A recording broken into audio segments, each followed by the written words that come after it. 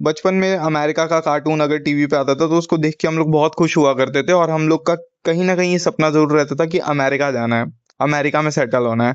फिर धीरे धीरे पावर शिफ्ट हुई। हमें ये लगता था अमेरिका कितना ज्यादा पावरफुल है, एक इकलौता देश जो पूरे देश पे भारी पड़ सकता है, जितनी भी देश हैं यहाँ पे, पूरी दुनिया पे मतलब। लेकिन धीरे धीरे मल्टीपोलर वर्ल्ड का कॉन्सेप्ट आया। एक ऐसा वर्ल्ड जिसमें पूरी पावर किसी एक कंट्री के हाथ में कॉन्सेंट्रेट नहीं होती है, बल्कि हर कंट्री अपने आप में कुछ ना कुछ पावर होल्ड करती है, और कुछ ऐसी सर्टेन कंट्रीज होती हैं जिनके ऊपर आपको रिलाई करना पड़ेगा कुछ पर्टिकुलर चीजों के लिए। जैसे मैन्युफैक्चरिंग के लिए हमें चाइना पे निर्भर रहना पड़ता है। जैसे कि ताइवान हो गया, तो वहां पे आपका टेक्नोलॉजी बहुत ज्यादा है, आपका ये जो सेमीकंडक्टर हो गए, चिप्स हो गए, ये उधर ज्यादा बनते हैं, तो हमें उसके ऊपर रिलाई करना पड़ता है। नेक्स्ट हम बात करें, नेक्स्ट अगर हम एक एग्जांपल ले ट्रांसपोर्टेशन का, तो उसमें आप देख सकते हैं कि जो स्ट्रेट ऑफ हॉर्मुज था, उसका कितना ज्यादा इंपॉर्टेंट रोल है ट्रांसपोर्टेशन के लिए।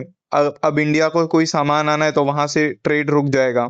तो ये है कि हर कंट्री अपने आप में कोई पोजीशन होल्ड कर रही है। तो ये शुरुआत हो रही है एक मल्टीपोलर वर्ल्ड की, और इसमें चाइना बहुत ज्यादा आगे चल रहा है। तो इसकी वजह से बहुत सारे न्यूज़पेपर्स में ये आर्टिकल भी निकले हैं।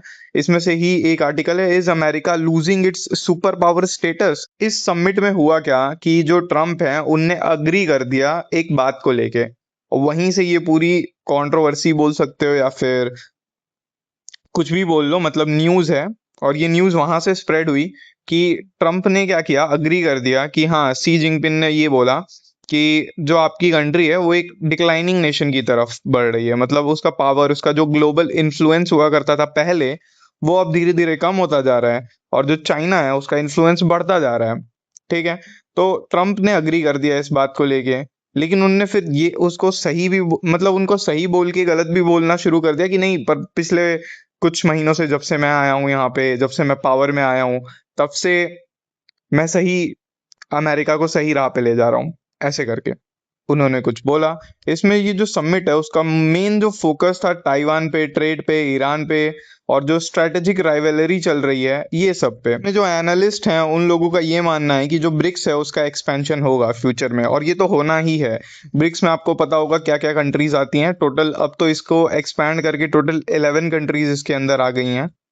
पर जो मेजर कोर फाउंडिंग कंट्रीज हैं या ओरिजिनल मेंबर्स आप उन्हें बोल सकते हो, वो है आपके ब्राजील, रशिया, इंडिया, चाइना और साउथ अफ्रीका।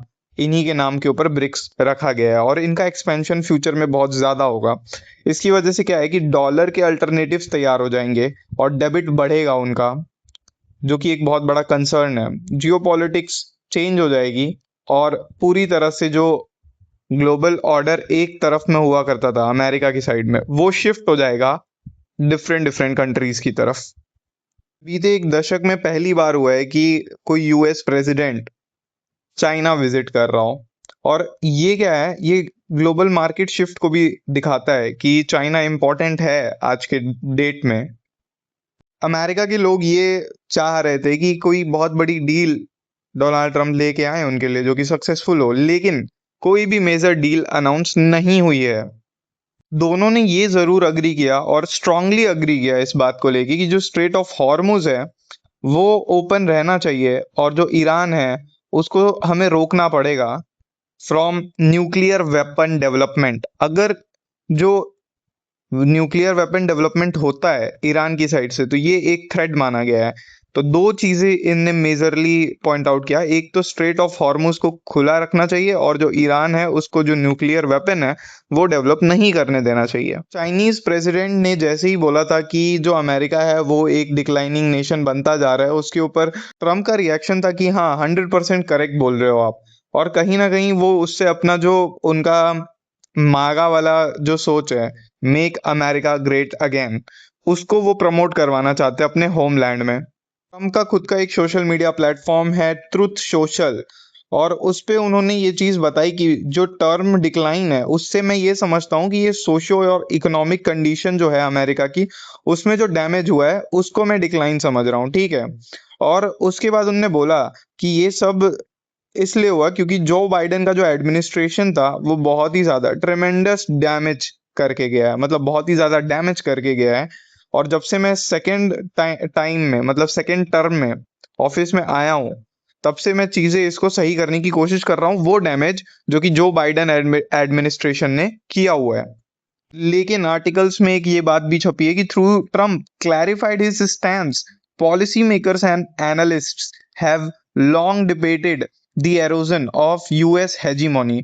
मतलब पहले तो यूएस हेजीमोनी मतलब यूएस का चलता था और सुपर पावर स्टेटस एज उसको अब क्वेश्चन किया जा रहा है कि क्या सच में है, वो तो डिक्लाइन कर रहा है क्योंकि as the country slowly loses influence globally amid the rise of the middle powers and the multipolar world order। और अब हम शिफ्ट हो रहे हैं मल्टीपोलर वर्ल्ड ऑर्डर की तरफ। सी जिनपिंग ने थ्यूसिडीज ट्रैप की बात करी। एक थ्यूसिडीज ट्रैप एक ऐसा पॉलिटिकल थियरी है जो कि हार्वर्ड के एक स्कॉलर ने दिया था जिनका नाम था ग्राहम एलिसन।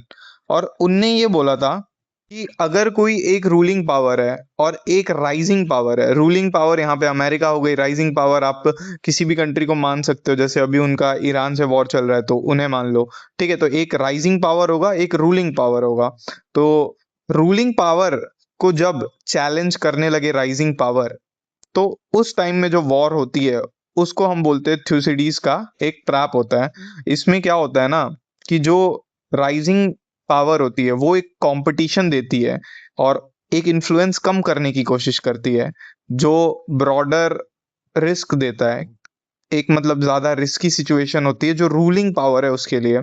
इसको मैं थोड़ा सा यहाँ पे थियरी इसकी पढ़ के बता देता हूँ कि one of the primary reason was highlighted in the Chinese president's address itself, that was that he warned about the dangers of the Thucydides trap, a classical theory in the global politics which states that the rising competition and influence between the rival powers could increase the risk of broader conflict. ठीक है, तो अगर कोई एक rising competition दे रहा है, कोई एक राइवल आपका पावर, तो जो रूलिंग पावर है वो कमजोर होगा। ये है आपका थ्यूसिडीज ट्रैप।